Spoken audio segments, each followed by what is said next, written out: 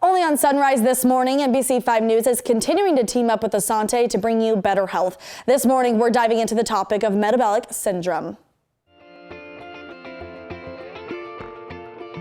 It's time now for Better Health. I'm joined here with Beth Coker, Asante health expert. We are talking about metabolic syndrome. What is it? Sometimes people experience a factor that their pants are getting a little bit tighter, their belt doesn't fit so well, so they're increasing their waist circumference. Metabolic is a syndrome that happens when different cluster of conditions are appearing at the same time. Higher blood pressure readings, higher blood sugars, extra fat around the waistline, and abnormal cholesterol or triglyceride levels. Those conditions together make up metabolic syndrome. Okay. 1/3 of all adults in the United States now have metabolic syndrome, and it's highly linked to obesity and inactivity. So it's something we really need to be aware of. Now, having one of those conditions by itself doesn't mean you have metabolic syndrome, but you're at a high risk of establishing and contracting metabolic syndrome. Okay, so can it be treated?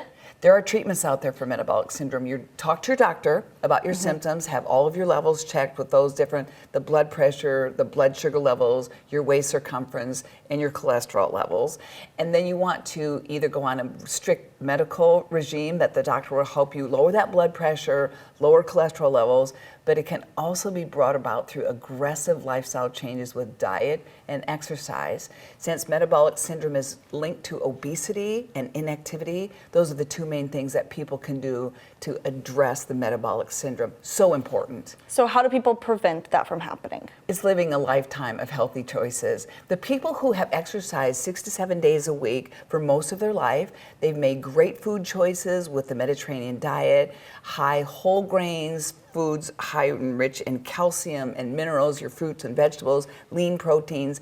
These are the people who have really maintained blood pressure levels, and they've limited their saturated fat and salt in their diet, so they've made healthy choices along the way.